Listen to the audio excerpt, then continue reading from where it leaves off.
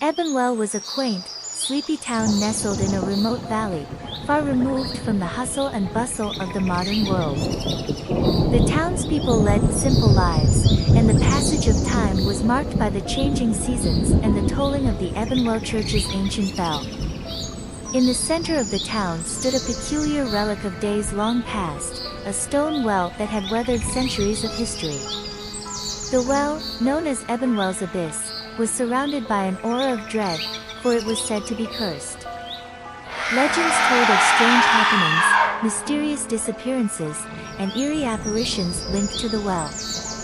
Over the years, the townsfolk had learned to give the abyss a wide berth, for it was a place of superstition and fear. Tales of the well's cursed nature were passed down through generations. Some claimed that it was an ancient gateway to the netherworld, while others believed it was a vessel for the restless spirits of the town's history. Yet, despite the chilling stories, the townsfolk had grown used to the well's ominous presence, and they had largely learned to ignore it. But that would change when a group of friends, drawn by the thrill of uncovering the unknown, decided to delve into the chilling mysteries that surrounded Ebenwell's Abyss. Among the group of friends were Sarah, an adventurous and fearless young woman, Mike, the joker of the group who couldn't resist a dare, Emma, the superstitious one who believed in the town's legends, and Alex, the rational thinker who sought to debunk the mysteries that shrouded the well. Sarah had heard the stories of the well from her grandmother, tales of an ancient evil lurking within its depths. Those tales had always fascinated her, and the lure of the unknown was too great to resist. She was determined to uncover the truth behind Ebenwell's Abyss, and her friends, despite their reservations, couldn't let her venture into the dark unknown alone. One moonless night, they gathered at the well, their flashlights cutting through the inky darkness. The silence was oppressive, and the town was cast in an eerie stillness as they approached the well. Mike, ever the jokester, attempted to lighten the mood. "Come on, guys, this is just a well. A spooky one, sure, but there's no such thing as curses or hauntings. It's all in our heads." But even as he spoke, his voice quivered slightly, betraying his own unease. The legends of Ebenwell's Abyss had a way of weaving themselves into the collective consciousness of the town, and the ominous atmosphere was impossible to ignore. Emma, who had always been the most superstitious of the group, couldn't hide her discomfort. "I've heard stories about people who've approached this well and disappeared, never to be seen again," she whispered, her eyes darting nervously around the darkened town square. Alex, the rational thinker, tried to bring a sense of logic to the situation. "Look, we're not going to find anything except water and stones down there. But for the sake of curiosity, let's explore a little and prove to ourselves that there's nothing here." With that, they began to descend a narrow stone staircase that led to the bottom of Ebenwell's Abyss.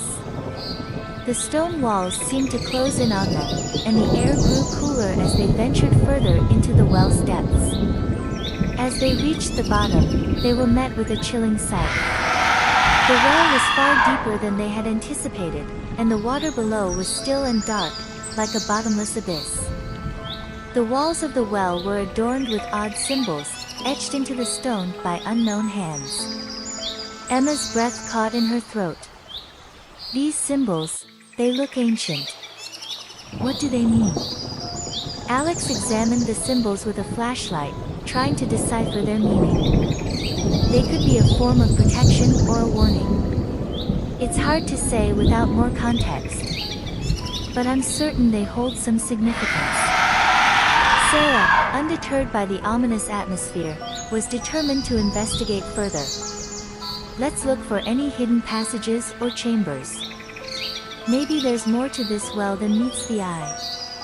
With their flashlights in hand, they combed the well's bottom, their footsteps echoing through the eerie silence. As they examined the stone walls, Mike's flashlight fell upon a peculiar carving. It was a serpent coiled around a dagger, its eyes filled with malevolence. The carving was a stark contrast to the other symbols, and it sent a shiver down their spines. As they ventured deeper into the well's bowels, they discovered a small chamber hidden behind a concealed stone panel. The chamber was barely large enough to accommodate all of them, and it was adorned with strange relics and eerie, unsettling paintings. The paintings depicted scenes of horror and sacrifice, with hooded figures surrounding an ancient altar. It was as if the chamber had been a place of dark rituals and unspeakable ceremonies. The atmosphere grew increasingly oppressive, and a collective gasp escaped there. The atmosphere grew increasingly oppressive, and a collective gasp escaped their lips as they stumbled upon an eerie, ancient book. The book, its pages filled with cryptic text and horrifying illustrations, seemed to be a grimoire, a tome of forbidden knowledge. Alex examined the book, his voice trembling as he read a passage aloud. It speaks of an ancient curse, bound to the well by a powerful and malevolent force. The curse is said to awaken when the well is disturbed, and those who dare to delve into its secrets will face the wrath of the abyss.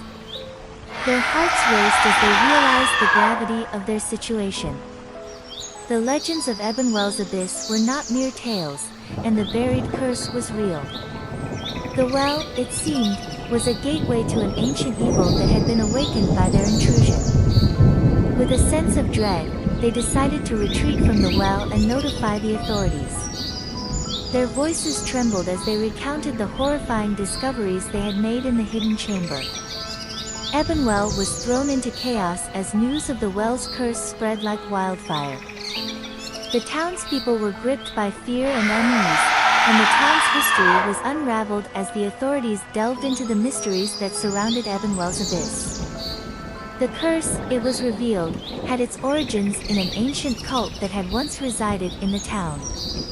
The cult had worshipped a malevolent entity known as the Abyssal Serpent, and they had conducted dark rituals in the hidden chamber beneath the well. The curse had been placed on the well as a means of protecting their secrets, and it was said that disturbing the well would awaken the curse and unleash a vengeful force.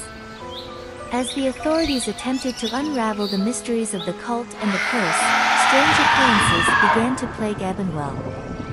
Unexplained phenomena, eerie apparitions, and a growing sense of dread swept through the town. It was as if the curse had been stirred by their intrusion, and the malevolent force that had been bound to the well was seeking revenge. The group of friends, Sarah, Mike, Emma, and Alex, found themselves at the center of the supernatural storm that had engulfed Ebenwell. Their lives were forever changed by the horrors they had unleashed, but they also discovered the strength to confront the ancient curse that had plagued their town. As the years passed, Ebenwell was transformed from a place of tranquility into a town that lived in the shadow of its cursed well. The once sleepy town became a place of haunting secrets and chilling mysteries, a place where the past and the present were inextricably linked by an ancient evil.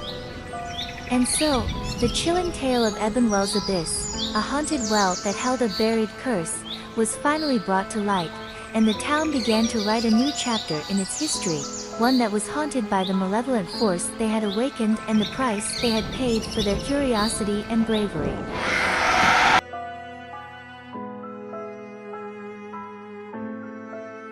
It was an ordinary day in the small, peaceful town of Millbridge. The sun hung lazily in the sky, casting a warm, golden hue over the picturesque streets. People bustled about, going through their daily routines, blissfully unaware of the strange turn their lives were about to take. Sarah, a young woman with chestnut hair and a penchant for exploring life's mysteries, was out for a walk.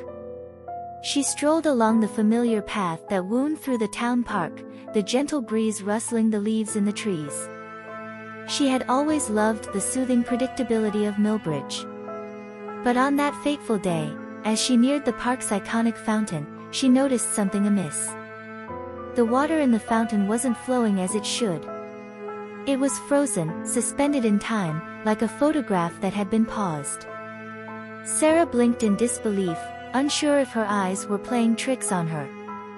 Around her, other townsfolk had also come to a halt, their expressions a mix of confusion and fear. The world had frozen, and an eerie silence had descended. Sarah reached out to touch the frozen water, but it was as solid as ice, even though the air was warm. Then, suddenly, time snapped back into motion. The water cascaded from the fountain, and the world resumed its usual pace. People blinked, shook their heads, and continued on their way, as if nothing unusual had happened. But for Sarah, the sense of unease lingered. It was as if she had glimpsed a tear in the fabric of reality. She decided to dismiss it as a strange, isolated incident and continued her walk. As days turned into weeks, Millbridge began to change. Ordinary, everyday situations took terrifying and surreal turns. At the town's bakery, customers found themselves unable to leave as they ate their pastries, their chairs binding them in place. They watched in horror as time outside the bakery sped by, but they remained trapped within, aging rapidly. The local library became a maze of endless bookshelves, with corridors that seemed to stretch into infinity. Patrons who ventured too deep into the stacks found themselves lost in a labyrinthine world of literature, where characters from the books came to life and whispered tales of endless stories. People's reflections in mirrors began to act independently, mirroring emotions they didn't feel. A person might smile in the mirror while feeling deep sadness or anger. These reflections started to communicate with their real-life counterparts, offering advice and cryptic messages. The town's clock tower, once a source of comfort with its steady chimes, now chimed at irregular intervals, its tolls resonating with unsettling dissonance. Residents grew increasingly uneasy, unable to trust the passage of time. The ordinary became extraordinary, and the everyday turned into a surreal nightmare. It was as though Millbridge had become a playground for forces beyond human comprehension. Sarah, driven by a growing sense of unease and a curiosity that bordered on obsession, decided to uncover the truth.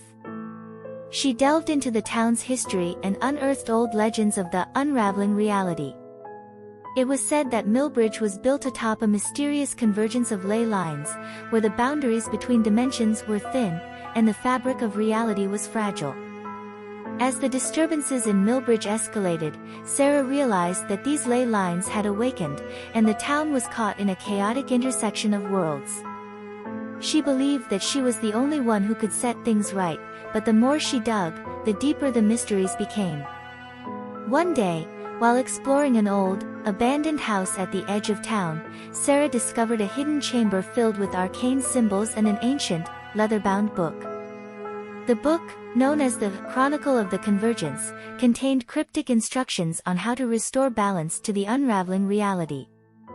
Sarah, determined to save her town, followed the instructions and embarked on a perilous journey. She ventured through surreal landscapes, facing bizarre and nightmarish challenges that seemed to defy the laws of physics and reason. She encountered sentient doorways that led to other dimensions, surreal landscapes where time flowed backward, and conversations with entities from beyond the known universe. Sarah's own reflection in a shimmering mirror guided her, offering cryptic advice and solace in the face of the incomprehensible. As Sarah delved deeper into the mysteries of the ley lines, she uncovered the origin of the disturbances. The town had been built on the ruins of an ancient civilization that had harnessed the power of the ley lines. Their experiments had left rifts in reality that now threatened to consume Millbridge. With the knowledge she gained, Sarah returned to Millbridge to confront the source of the disturbances.